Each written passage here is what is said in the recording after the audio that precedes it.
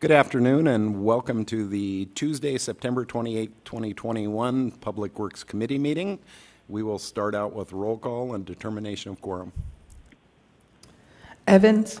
Here. Stroman. Here. Roberts. Here. Jones. Here. Armstrong. Here. A quorum is present. Thank you very much. And now is time for adoption of the agenda. Have a motion to adopt the agenda by Mr. Jones and a second by Mr. Stroman. All in favor? Aye. All opposed? Motion passes. And I have been informed that we don't have to do a roll call vote today. So if anybody's out there watching, that's the reason we're doing that. Now is time for general public comment. This is a time for members of the public to discuss or express concerns to the committee on any issue, not limited to items on the agenda. Action will not be taken at the meeting on any issue not on the agenda, except by placement on the agenda by unanimous vote of the council members present. I don't have any general public comment. Is there anybody in the audience that would like to make any comment? If not, I will close that and we will move on to consent items 1 through 14. But at this time, I will give staff the ability to speak on any or all items that they want to. I guess I'll poll the committee members once again. If you'd like to, I can certainly go through, give a very brief description on every item. That's what we did last time. I think it worked well. What's the desire of the committee? As long as the committee is fine with that, the chair is. Yep.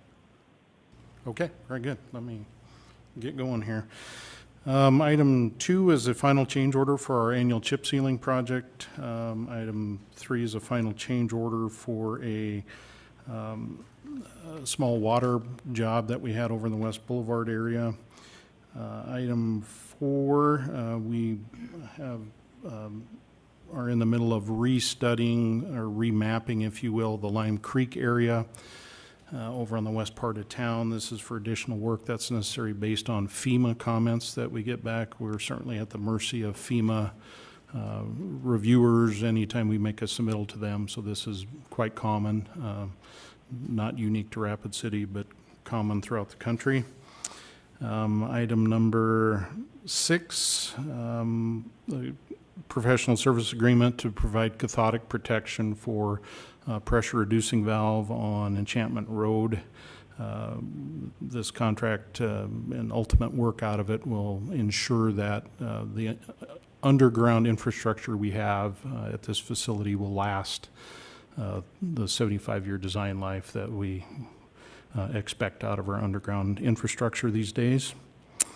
Item number 7, this is the big grant. We talked about this. We had a gentleman from Bros Engineering that gave a report to the full council this summer.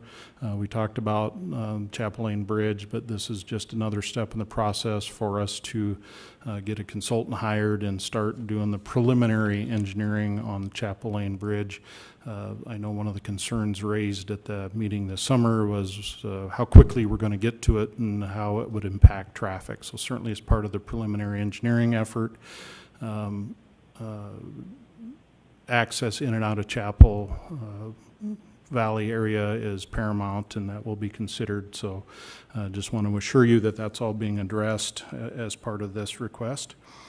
Item 8 is a covenant agreement. This is what we would call a non-conforming service situation, where we've got people's service lines are crossing adjoining properties. That is problematic. In this instance, we were able to work something out with the property owners.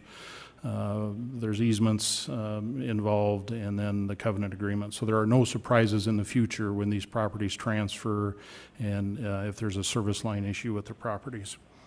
Item number 9 is reconstruction of a block of, actually it's more than a block, it's closer to 2 blocks of St. Cloud Street over in the West Boulevard area. The primary driver behind this is the sewer utility. In fact, we have a bunch of non-conforming sewer services, so that's what this project will will help solve, and then in addition to that, the roadway will be replaced. So this kind of goes into our conversation that we'll be having on item 16. So items 10 and 11, I believe, I'm sorry, item 10 is a request from TUI Design Group, time extension.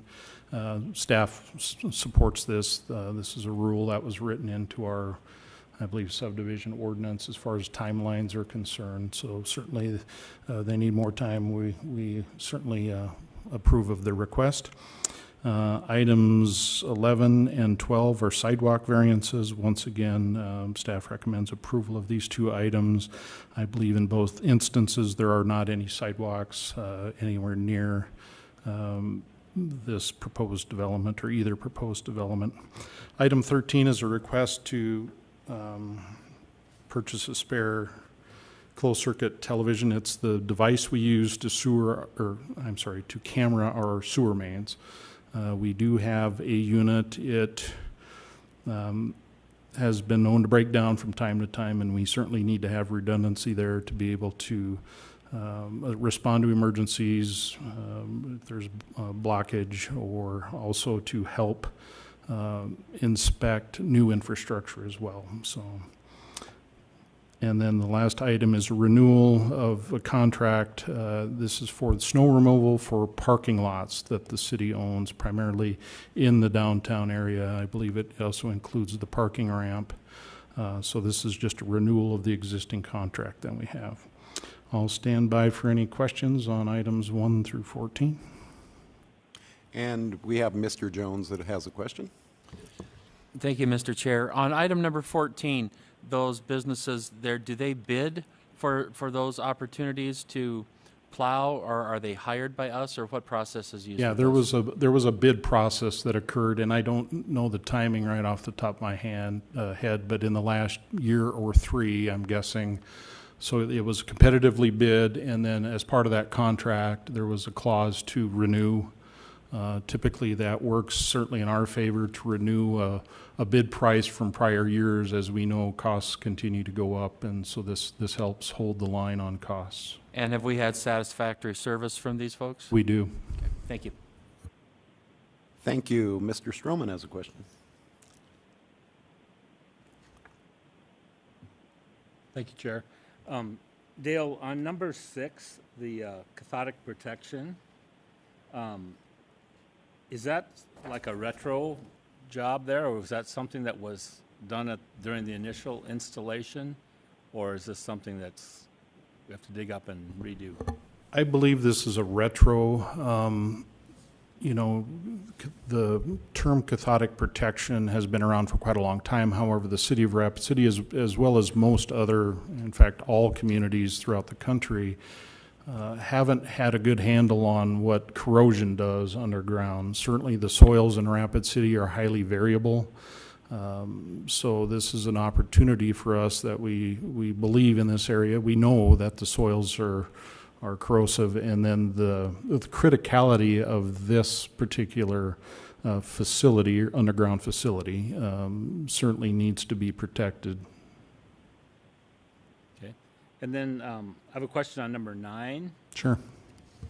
This is the St. Cloud Street reconstruction from West Boulevard to 9th Street, and I think you indicated that's between 1 to 2 blocks in length.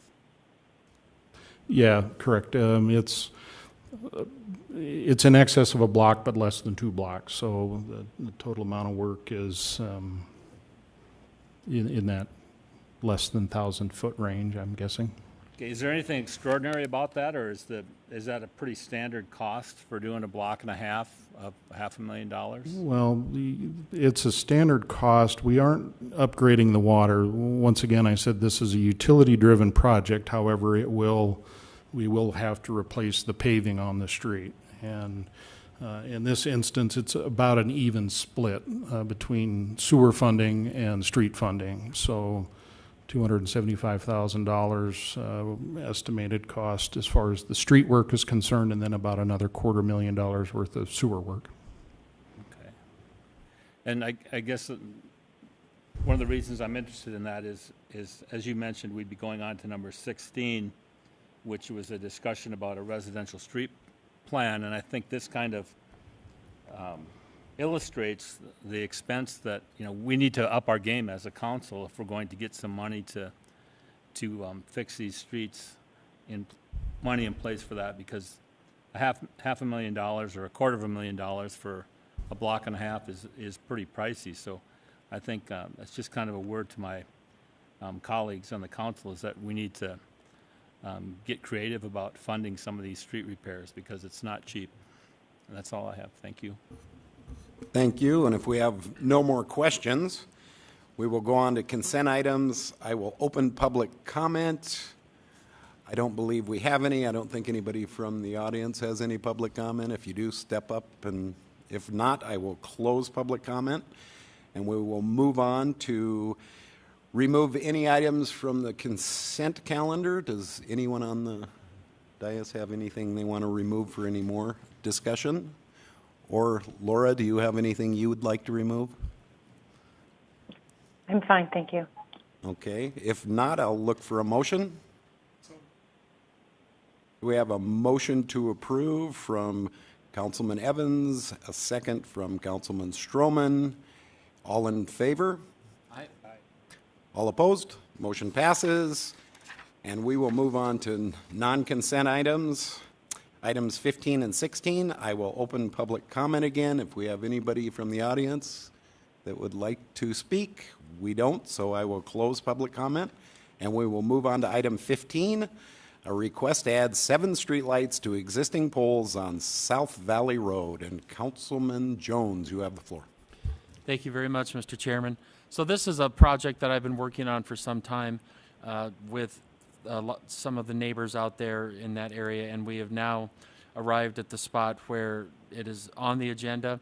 I've been emailing the members of Public Works, Mr. Tech and others, my communication with West River Electric as to what the project will look like. I put hard copies in front of all of you today, just in case you haven't seen the most recent one. There are 7 existing poles on South Valley Road that we would like to see the Cobra light head put on. It's an annual cost of $1,226.40, as I was originally told by their staff back in July when we first started working on this, but this is confirmation from West River Electric, and they're ready to go. They would just need approval from the council, and so I believe I've provided all the information that we need. But if there are questions from the council or anybody more about this project, I would be happy to answer them.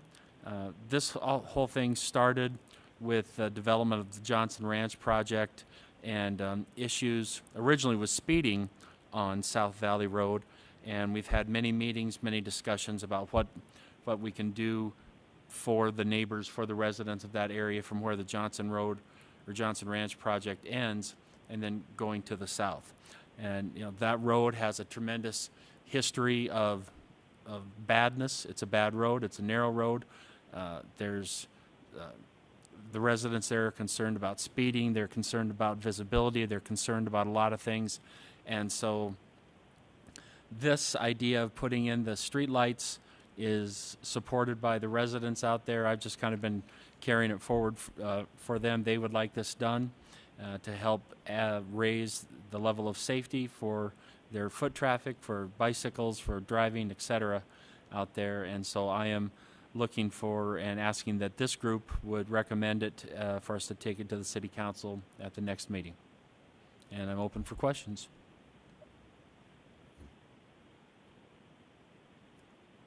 Do we have any questions from the dais, or Laura, do you have any questions? No, sir. Thank you very much, and do you mind if I ask you a question or two, Pat? No, go right ahead. Thank you. I'm fully in support of this. I think it's a great investment for $1,200 a year for the safety that this will probably provide the people in that area. My question is, so the poles I imagine are all owned by West River. Correct. Okay. So probably a question to staff now. Does West River have to have any kind of permit or anything to put on a light on a pole that they own?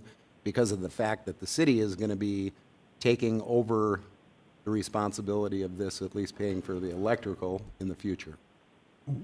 Well, one of the items at hand and why it's in front of you is this section of road is not a city road. It's a county road. But as far as the lights are concerned, West River Electric, no, they won't need any permits from any entity to put the lights on them. They already have the pole in place. They're allowed in that right of way. And as long as someone's paying the bill, they're going to be fine with that. So there aren't any other administrative hurdles that I'm aware of, other than if the council requests it, we have to do a formal request to West River Electric, and we have a process in place for that, but that's a standard process. And do you have to do some kind of an agreement with the county because it's not? No, I don't believe the county will require anything. Once again, the poles are permitted to be there already, and the addition of the lights, as far as I know, aren't any concern to the county. So when we bring this forward, we'll have to bring it forward with that you're going to be applying for that with West River? I think it's just appropriate, that if the council is inclined to approve this, 7 lights installed on South Valley Drive, and have the mayor and public works director fill out the necessary paperwork with West River Electric. And is that something we can get changed and bring forward to the next council meeting, do you know, or I think the wording of that? You can just make your motion to that, and if you so choose today. And I'm sure that Mr. Jones will be happy to make that in his motion. So that's all the questions that I have right at the moment. Thank you. I'm looking for a motion on this. Thank you, Mr. Chairman. Yes, I would make a motion that we direct the mayor and public works director to prepare the necessary documents to have the 7 lights installed on South Valley Road. And if I can get a second? Second.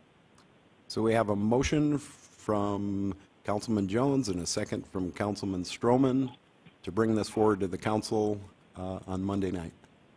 So all in favor? Aye. All opposed? Motion passes. Well, kind of a motion, a discussion motion. So item 16, discussion about creating a residential street plan, and I will open the floor to whoever wants to speak on this first. Unless nobody wants to speak on it. Mr. Stroman, you have the floor.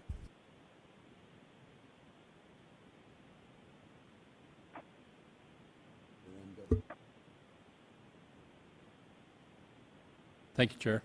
I just want to reiterate what I said before, is that now that we've seemed to have a little bit of momentum on this street repair issue, I don't want to lose that, and I want to have a discussion with, we'll have a discussion at Public Works today, and we'll have one at CIP, and we'll try to come up with something that we can present in the form of a motion to get some stable funding authority for the street projects that we need to do. So I think if we are able to have a fund with a substantial amount of money in it, that we will be able to, the contractors then will be able to plan accordingly, and they won't have to wait for just like a one-time shot of funds and then scrambled and try to get their workers together, but we'll have an opportunity to actually have a steady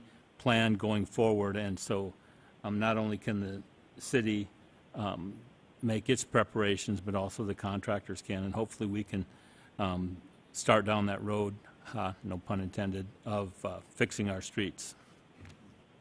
Thank you. Mr. Evans, you have the floor.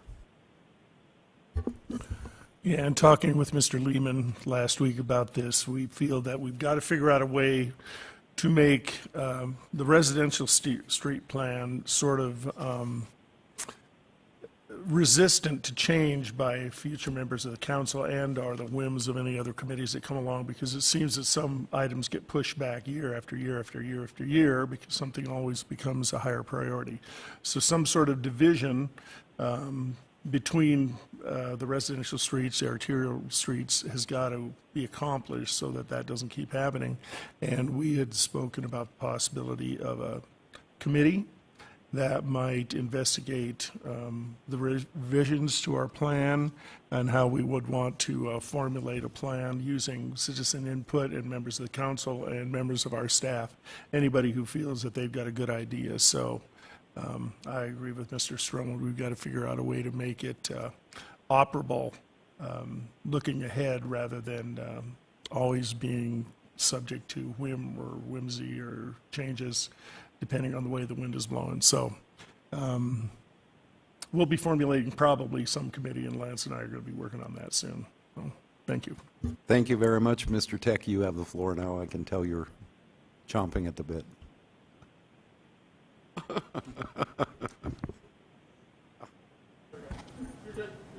All right, Jim finally got me. I was chomping so loudly I threw the mic off.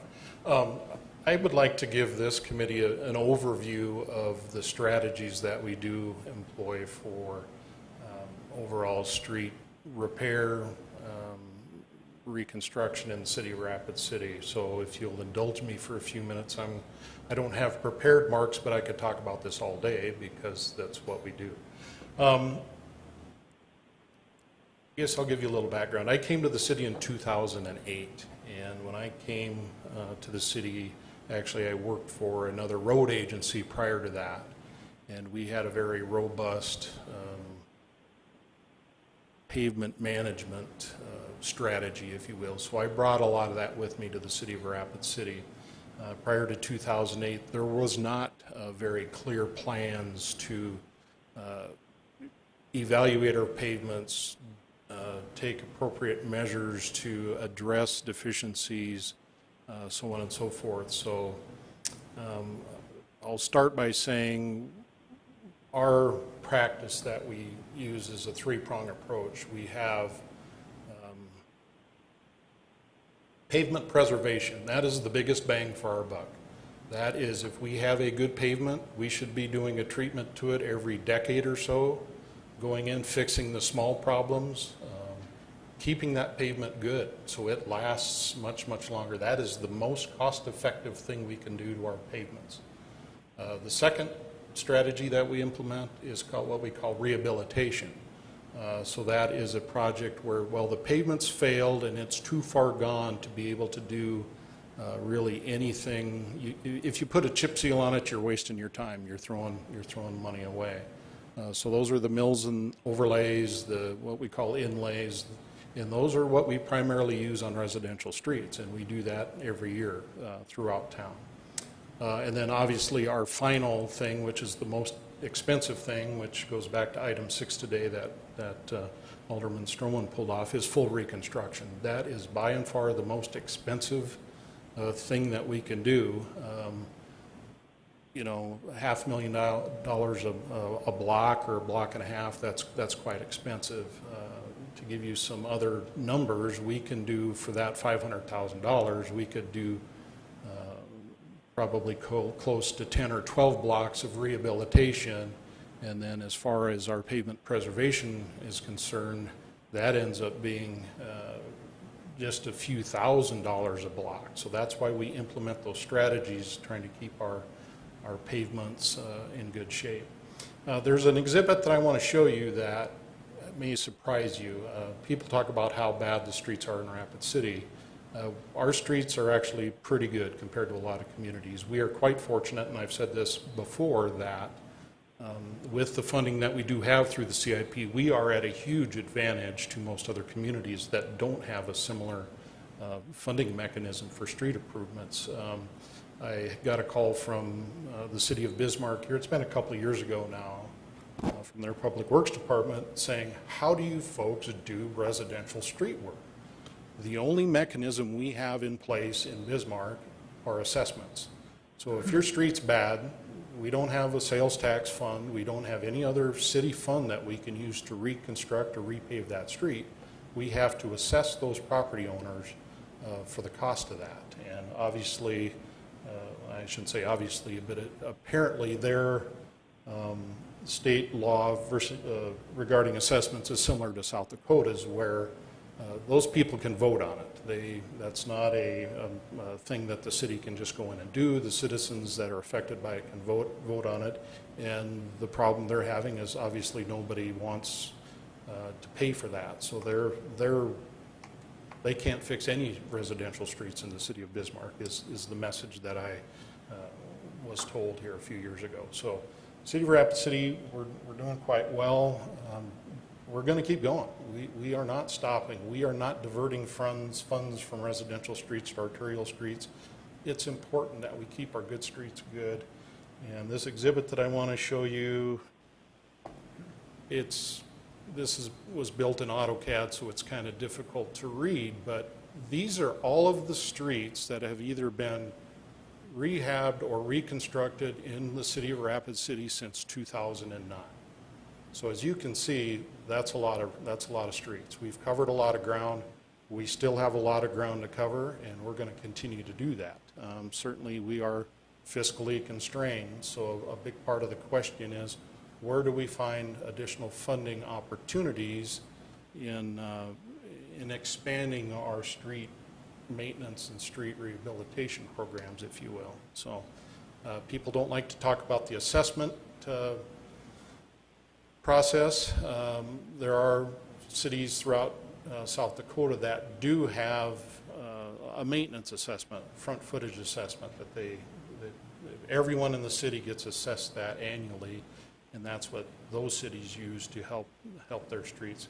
That's another funding strategy that the city of Rapid City could implement. I don't have an idea of what the price tag would be on that. I could get with the finance director if you're interested in that and try to pencil out a number, what that revenue source could be.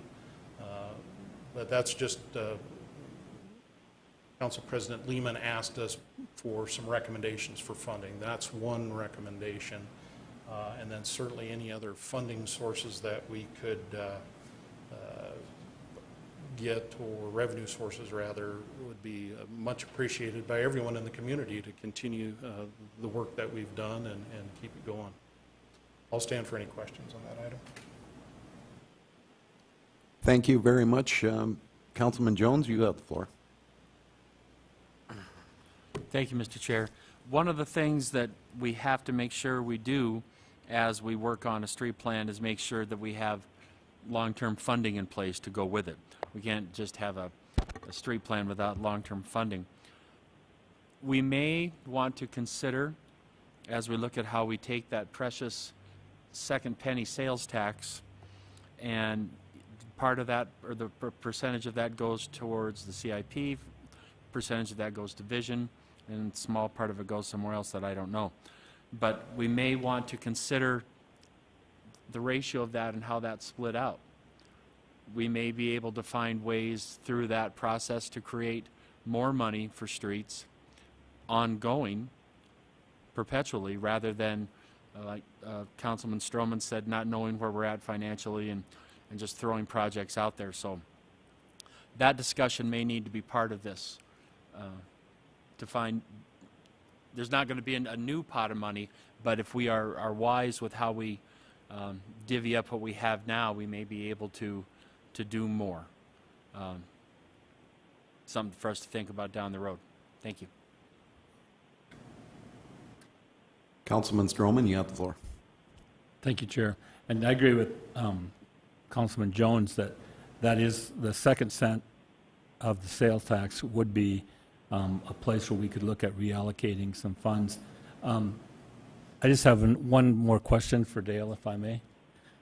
Dale, you know, sometimes we or our constituents will come out and say, oh, that street looks terrible, why don't they fix it tomorrow? And I know that you and your department have worked tirelessly on coming up with a 5-year plan, which, would you explain a little bit about why we just don't, okay, this looks like a bad street, let's get somebody out there tomorrow and fix it? I'd appreciate a little Sure. enlightenment. Thanks. Yeah, that's a great question, and that's one thing we discuss every day. And funding, it all goes back to the funding. We are fiscally constrained. We have to develop a plan and stick to it. If we start bailing out and adding, subtracting projects, it kills the funding. And especially if there are any utilities involved, because that funding has to come along with it. So it's a huge, it's like juggling 4 balls at once and trying to keep them all afloat. It's very difficult to do. So stability is very important. And you already mentioned it in your remarks too, that having a 5-year plan that our local contracting community can look at, refer to, we meet with them annually on it to show them what's coming up. It helps them plan their work and plan their business around that as well. So that stability is very important. You know, so changing things midstream, it always costs you more to do that. If it's in a plan, it's easier to work the plan and stick with it. Thank you very much. Do we have anybody else that wants to speak? And if I could just have a minute, and I want to thank you, Dale, for coming and explaining quite a bit of this to us. But one other thing that I think maybe we should touch on is, even if we had unlimited funds right now, there's only a limited amount of contractors in Rapid City that can do that. And I know that we've pushed up in different years to where we've about maximized the amount of contractors we can get. I mean, we have trouble at times bidding out some of these projects because everybody's so busy, and I see that only increasing over the next multiple years because of everything that's happening in Rapid City and the growth. So Yeah, if you could that's- kind of maybe touch on that just a Yeah, little bit. that's an excellent point. You know, the rapid growth that we're expected to see in Rapid City due to what's going on out at Ellsworth is, it's certainly a blessing, but it's also difficult. You know, there's talk that out at Ellsworth alone, there's going to be $1 billion worth of work for contractors to do out there. Certainly, we expect some of the larger national firms, companies to come in and do that, but there will be local components to that work. So, you know, competition is going to only increase. You know, when we bid a project, we're communicating with the contractors. We want to make sure we get a bid and that it's competitive. There have been a lot of cases. One was, I can't remember here, where we had to rebid it twice. So it was a boiler project out at Water Rec. We bid the project twice, didn't get any bids, and that's because everyone's too busy. So certainly stability in our 5-year plans, and engagement early, which we do in the fall and then again in the spring with our local contractors through the AGC, is here's our plan. Take a look at it. We hope that this work fits you nicely, and make them aware of that work well ahead of when we're going to bid it, so they know what's coming and that they can count on that. Thank you so much. I appreciate that. And I look forward to the ongoing discussion with this and hopefully setting up a committee on it. So a lot of this discussion can not necessarily be done on the dais or behind closed doors, but so we can get more in depth on this discussion and take more time to do it. I think it's something that's needed to come for a long time. I really appreciate some of the people that have brought this forward. And I think that there's a way to do it, but there's got to be a right way to do it. You can't just jump into something like this and expect to work it out overnight. So I think it's going to take a time to get everything figured out. I totally agree. I would love to see more stability in that 5-year plan, but as I'm sure Dale would agree, there are times projects come up that are that need to be done so badly it does affect that 5-year plan. So, you know, one of the things, and a big issue not only in Rapid City but all around the country, is the aging underground infrastructure, and that's where these huge costs come in. So anyway, it's going to be interesting to see how this goes, and I look forward to it. Thank you. If we have no more discussion, I would like to have I guess we're just going to okay the discussion on this item for now. I don't think we're going to bring anything forward to the council at the moment. I think that the council president and Mr. Evans are discussing this to hopefully set up a committee in the very near future. So if I could just have a motion on the discussion, and we'll move forward. So, Move to acknowledge. got a motion to acknowledge the discussion from Councilman, boy, my mind's not working today, Stroman, and a second by Councilman Jones. All in favor, say aye. Aye. And we are going, got a motion to adjourn and a second. All in favor? Aye. We're adjourned.